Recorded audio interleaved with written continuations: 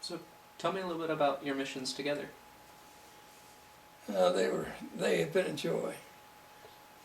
We first were called to serve in Salt Lake at the church history department. It was under the direction, mission president of the family and church history mission. But we were assigned a special assignment that came right with our call from president of the church. And it was quite a lengthy name. I wish we had the letter.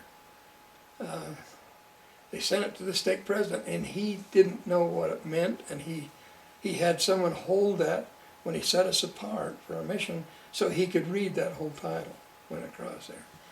And but what it meant was we were assigned to work in the archives of the church, and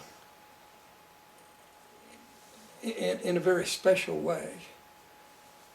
A year before we got there, Congress had passed a new law that said that any material such as what we have in church history, all of those materials would become part of the public domain if indeed they were not converted before the end of 2003.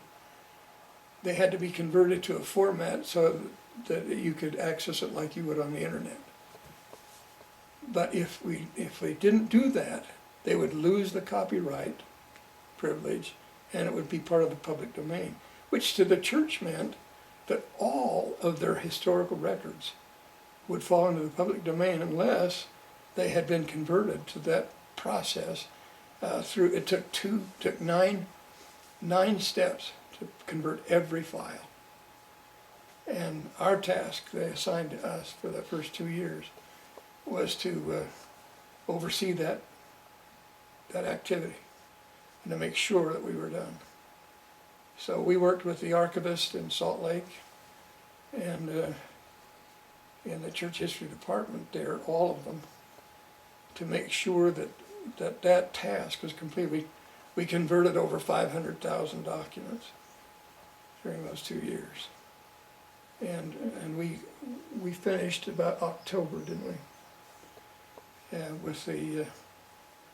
But then they had to go through, and even after everything else was done, they had to go through and redact certain things, where personal issues like church courts and whatnot were concerned. It was, and that was a task that I had to oversee personally.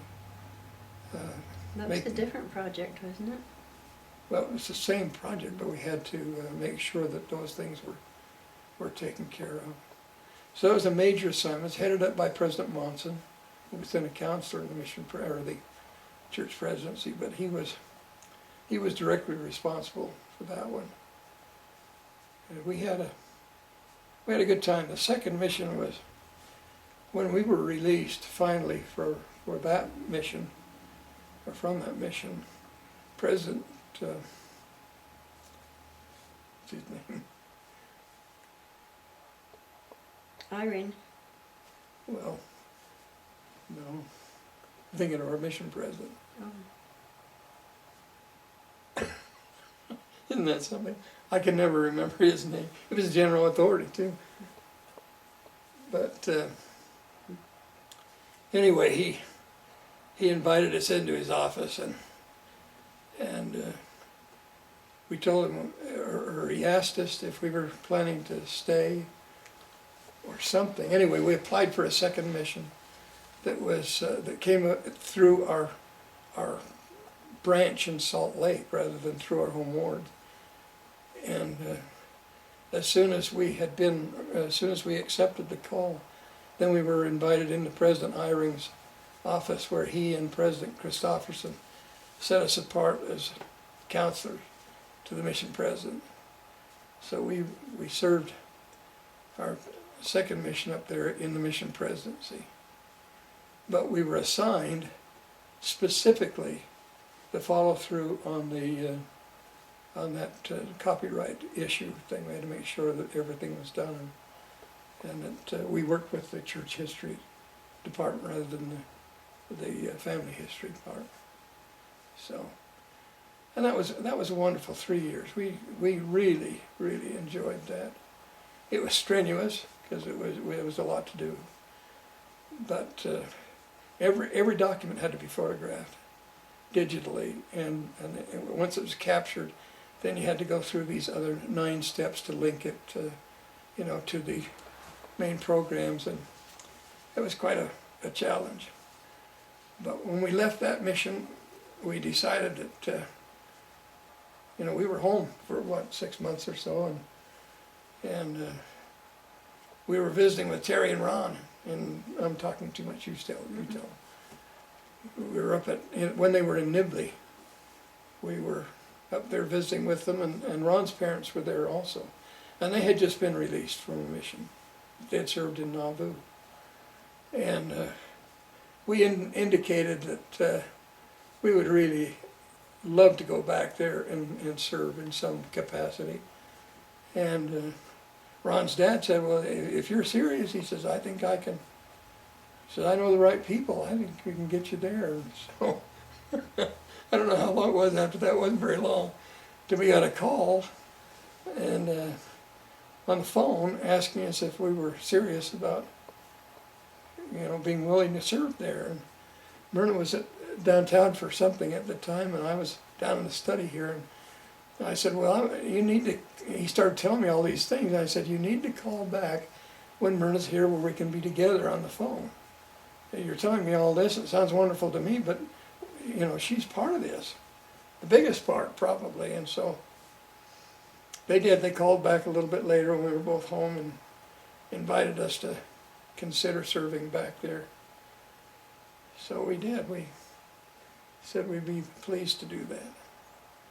So we served one mission back there for a year, and then we were released and came home.